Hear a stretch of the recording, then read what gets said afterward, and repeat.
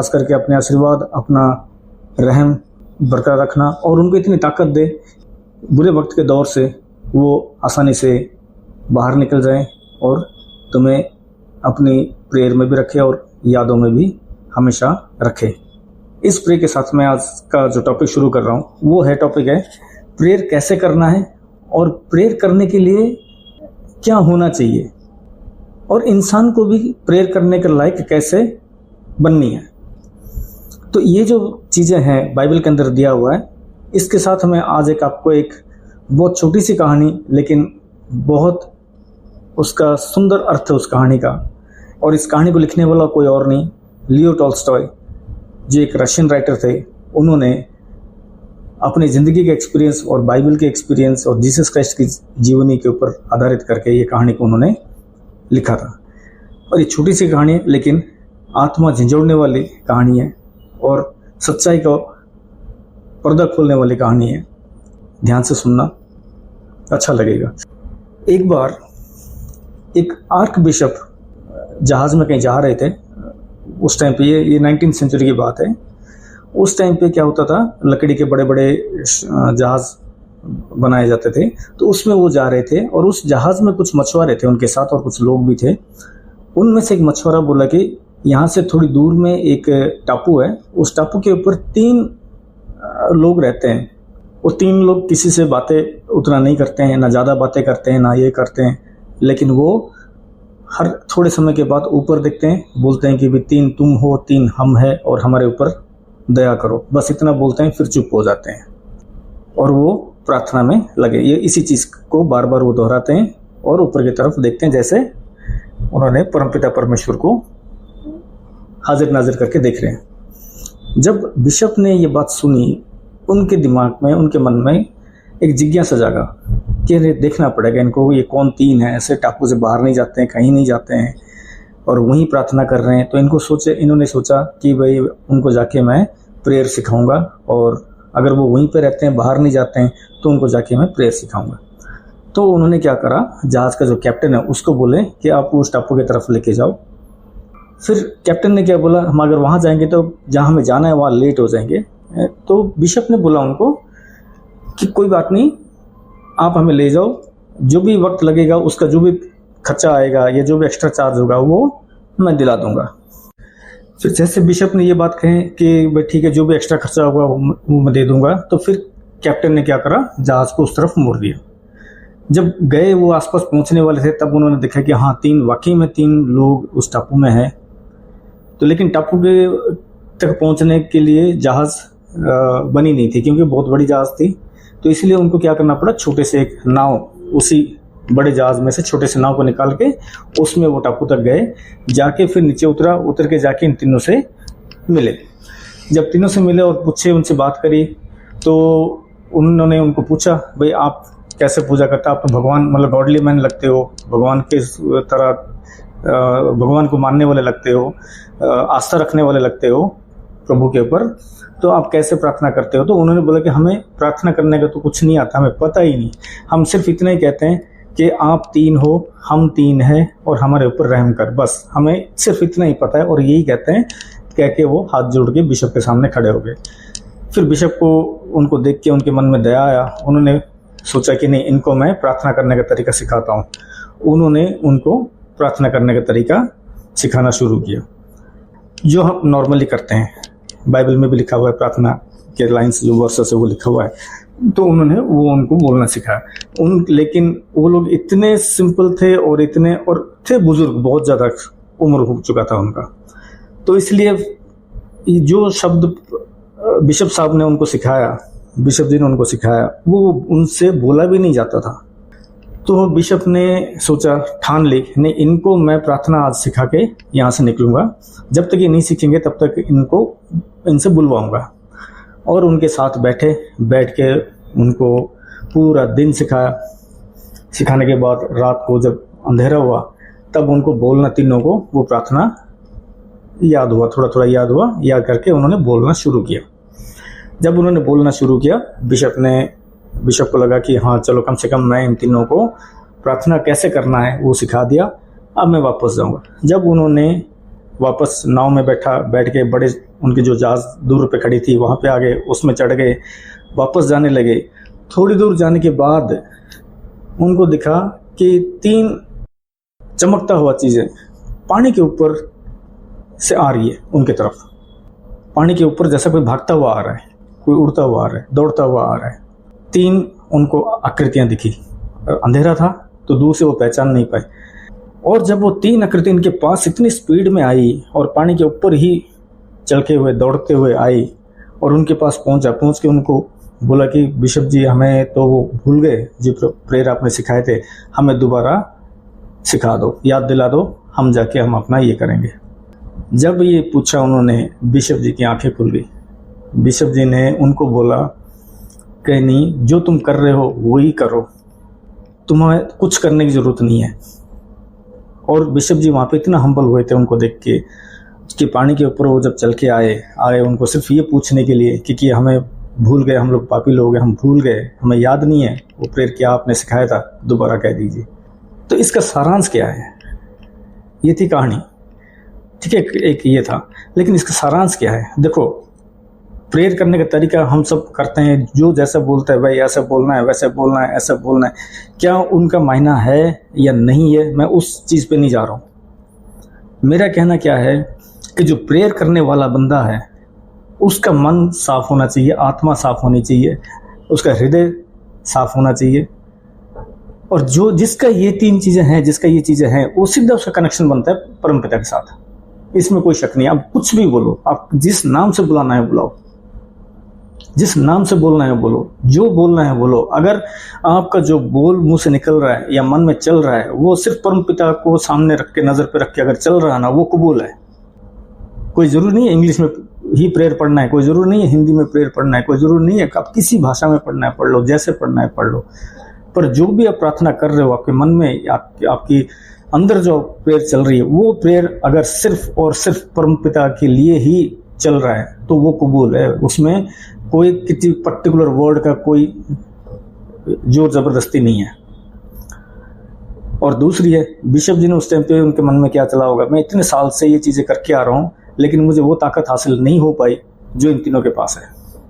उनको जहाज का सहारा लेना पड़ रहा है कहीं जाने के लिए, जबकि ये लोग पानी के ऊपर ही चल के आ गए। दैट मीन्स क्या है? यही चीज मैं कहता हूँ, जो मिरेकल है ना, मिरेकल अंदर होगी, मिरेकल बाहर नहीं होती है। और दूसरी बात है, उन तीनों के पास क्या था? कुछ नहीं था। जंगल में वो तीनों वैसे थे, जंगल में घूम रहे थे, ना धन दौलत ना ये कुछ भी नहीं।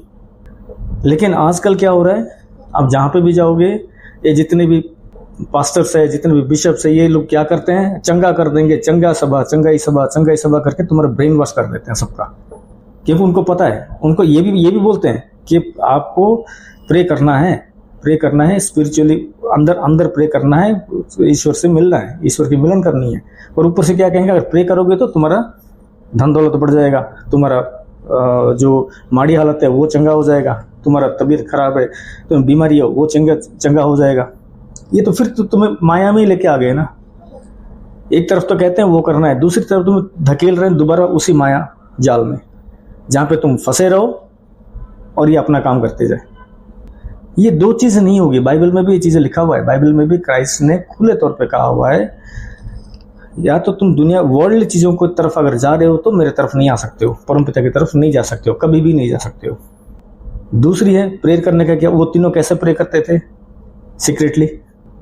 और जो प्रेयर कर रहे थे उनको सिर्फ तीन शब्द उनको पता था, वही 3 शब्द वो करते थे।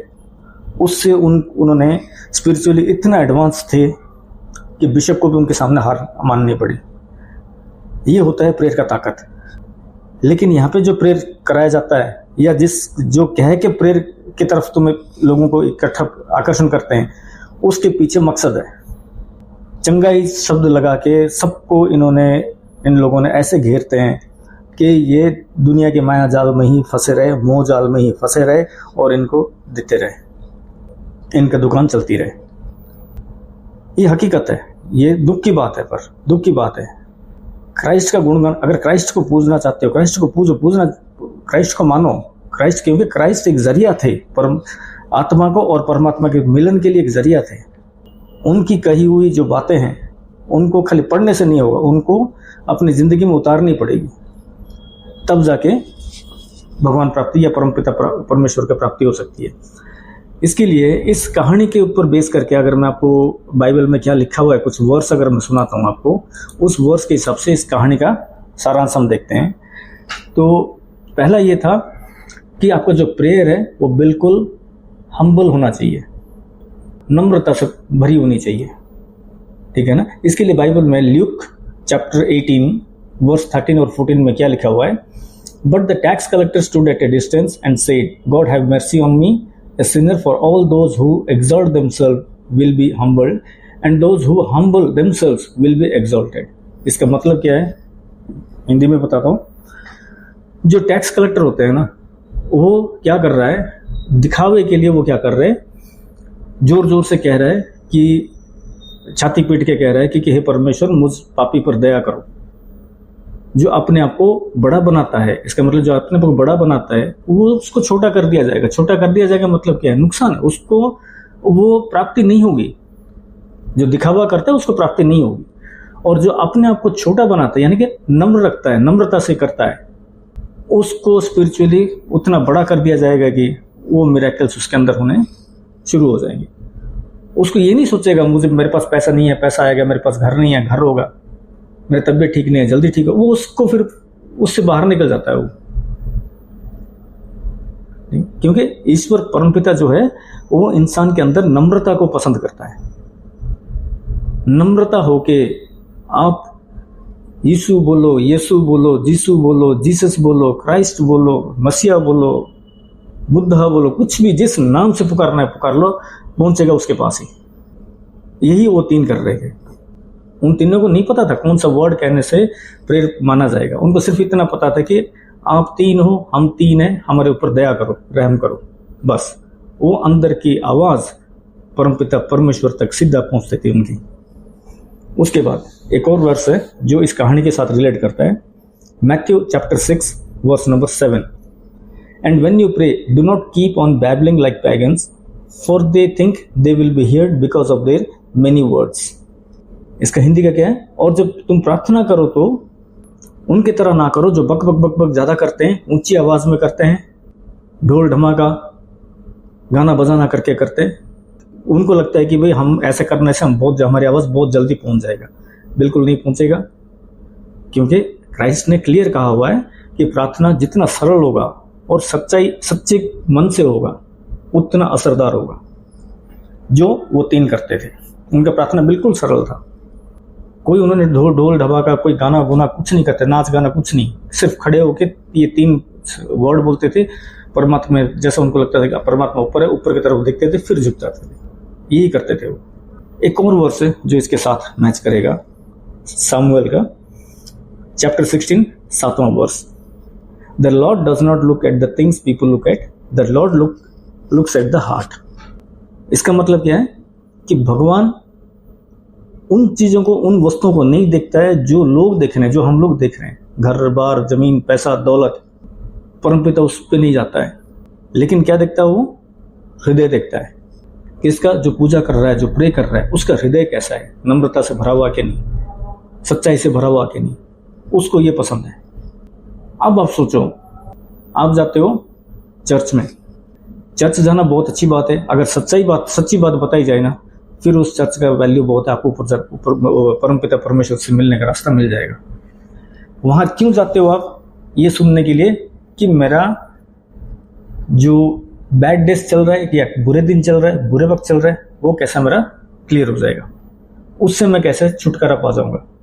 और वो उनको पता है, जो स्टेज के ऊपर खड़े होकर माइक पकड़ के चिल्ला के कहते हैं ना, ऐसे कहते हैं जैसे कि आज रात की प्रेयर में बस 10 बजे बैठ जाना, लाइव रहना, बस ईश्वर परमपिता परमेश्वर का आशीर्वाद सीधा तुम्हारे बेडरूम पे आएगा, सीधा तुम्हारे जेब के ऊपर आएगा और तुम्हारा जेब भर जाएगा। तुम ये सुनने के लिए जाते हो और ये तुम्हें खुश लगता है सुनने में, और ये इसको तुम यकीन मानते हो, और यही चीज तुम्हें दोबारा उसी दलदल, उसी शैतान के घेरे में और उसी माया जाल में दोबारा तुम्हें फंसा के रखता है। जिस दिन तुम इनसे बाहर आ जाओगे ना, या ये सुनना छोड़ दोगे ना, उस दिन तुम वैसे ऊपर आ जाओगे, वैसे ही आ जाओगे। सिर्फ अंदर एक ही बात रखना है, परमपिता तू एक है, मैं एक हूं, मेरी आत्मा को संभाल ले, ये आत्मा तेरी है, मेरा नहीं है। फिर देखना आपको अंदरूनी ताकत भी मिलेगी। आप फिर ये नहीं कहोगे कि मेरे पास पैसा नहीं है, मेरे को पैसा चाहिए, मेरे पास घर नहीं है, घर चाहिए, मेरा तबीयत ठीक नहीं है, मेरे को तबीयत ठीक, ये नहीं कहोगे आप फिर क्या कहोगे? परमपिता मुझे शक्ति दे इनका सामना करने के लिए। अगर तूने मुझे ये चीजें दी है तो कुछ ना कुछ कारण होगा, और उसको सामना करने के लिए मुझे शक्ति दे, इतना शक्ति दे कि मैं इस दौर में रहते हुए भी, इस दौर को पार करते करते तुझे याद करना ना भूलूं। बस इतना मांगो। ये इसका एग्जाम्पल क्या है? उन तीनों के साथ जो 3 टापू में थे, उनका ना ढंग का घर, ना ये तूफान बारिश, सब खुला ही सब कुछ ये था। उनको उसकी परवाह नहीं थी। उनको सिर्फ एक ही थी कि आप 3 हो, हम 3 हैं, हमारे ऊपर रहम करो। बस यही उनका था दिमाग में, और वही चलता रहा। उन्होंने पाली परमपिता को। अब इससे जुड़ा हुआ एक और ये है, रोमन्स का है, चैप्टर 8 वर्स 26 है। We do not know what we ought to pray for, but the Spirit himself intercedes for us through wordless groans. इसका मतलब क्या है? हम नहीं जानते कि हमें कैसे प्रार्थना करनी चाहिए। क्लियर, देखो बहुत क्लियर, रोमन्स में बहुत क्लियर कहा हुआ। हम नहीं जानते कि हमें कैसे प्रार्थना करनी चाहिए, परंतु जो परमात्मा है, आप ही ऐसे हो, ऐसे लोगों के साथ जो प्रार्थना करवाते हो। यानी कि परमपिता ही अंदर, हमारे अंदर जो उसका अंश बैठा हुआ है, उस आत्मा के थ्रू वो प्रार्थना करवाता है। वो सच्ची प्रार्थना है।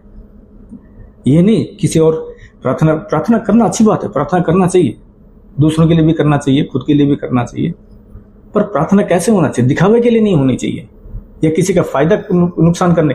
आप कौन होते हो फायदा नुकसान करने वाले? ऊपर वाले ने, जब हमने ये माना है, बाइबल में ये माना है हमने कि प्रभु की इच्छा के अनुसार आपको जिंदगी बितानी है, जो जिंदगी आपको मिली है वो प्रभु की इच्छा के अनुसार मिली है, तो आप उसके साथ छेड़छाड़ क्यों कर रहे हो? छेड़छाड़ परमपिता को ही करने दो। आप ये अधिकार किसी को नहीं दे सकते, ना आपके पास ये अधिकार है। तब जाके आप परमपिता के नजदीक जाओगे। अब एक और लास्ट लेता हूं मैं वर्स जो इस कहानी के साथ जुड़ा हुआ है, जेम्स का है, chapter 4 verse number 6। God opposes the proud but shows favour to the humble. यहाँ पे क्या कहा है? भगवान उसको रिजेक्ट करता है जो प्राउडी है, जो कहता है कि मैं ऐसा कर दूंगा, मैं ऐसा करवा दूंगा, तुम्हारा ये हो जाएगा, वो हो जाएगा, ये कर देंगे। ये जो ईगो वाली बात है, ये जो प्राउड वाली बात है ना, ये तो कहने के लिए भाई मेरे से बड़ा फेथ करने वाला, मेरे से बड़ा प्रभु के ऊपर विश्वास रखने वाला कोई नहीं है, जाके जो खुला कहता है ना, वो सबसे धोखेबाज होता है। वो सिर्फ इसीलिए कहता है कि गारंटी करने के लिए बार बार ये उसको हिट करता है कि ऐसे कह के दिखाना है। और जो अंदर जुड़ गया ना, वो सामने नहीं आएगा भाई, वो कभी सामने नहीं आएगा। अगर आएगा तो पता भी चल जाएगा आपको कि इस बंदे में कुछ है, इस बंदे में कुछ, उसकी बातों से, उसकी जो प्रेजेंस से जो पॉजिटिव एनर्जी मिलता है, उससे आपको पता चल जाएगा भाई इसके पास कुछ है, ताकत, अंदरूनी ताकत है। उसको जाके स्टेज के ऊपर माइक लेके चिल्ला के बोलना नहीं पड़ेगा कि मैं ऐसा करवा दूंगा, ये प्रार्थना करवा दूंगा, रात को 12 बजे बैठेंगे, पूरी रात बैठेंगे, और तुम्हारे घर में सुबह सुबह होते ही बस तुम्हारे जेब में आशीर्वाद हो जाएगा, तुम्हारे घर में बेडरूम में आशीर्वाद पहुंच जाएगा। ऐसा नहीं पहुंचता आशीर्वाद, ना कभी पहुंचा है ना कभी पहुंचेगा। तो इसका मतलब क्या है? यहां से जो बिशप ने उन तीनों को मिले, पहले तो उनके मन में था कि इनको कुछ नहीं पता, इनको मैं थोड़ा सिखा के इनके ऊपर मैं एक अच्छा काम करके जाऊंगा, इनको कुछ एक अच्छा, भगवान के बंदे लगते हैं, ये भगवान का और नजदीक हो जाएंगे, जो मैं इनको सिखाऊंगा उससे भगवान के नजदीक हो जाएंगे। लेकिन जब वो लोग पानी के ऊपर चल के आए उनको पूछने के लिए, तब वो समझ गए थे कि ये मैं इनको क्या, भगवान, ये भगवान से ऑलरेडी जुड़े हुए हैं, भगवान के बहुत नजदीक हैं ये लोग। उनके मुंह से अब बात ही नहीं निकल पाई कुछ, मैंने इनको क्या सलाह दूं। सिर्फ उन्होंने इतना ही कहा कि आप जो कर रहे हो बिल्कुल सही कर रहे हो, वही आपने प्रार्थना करो, जो आप करते आ रहे हो वही आपके लिए ठीक है। तो ये चीज है जो हमें अंदर से डेवलप करना पड़ेगा। इन चीजों की बहुत गहरी अर्थ होती है। ये चीजें आपको नहीं बताया जाएगा। अब ये चीजें अगर बताएंगे तो आप जाते हो सुनने के लिए, जो चीजें सुनने के लिए जाते हो वो सुनाते हैं, आपको अच्छा लगता है।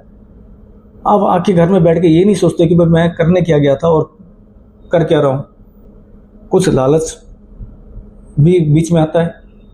जहां पे लालच है, जहां पे ये है एक्सपेक्टेशन है, वहां सब कुछ खत्म है। वहां पे कोई प्रेयर का कोई वैल्यू नहीं है।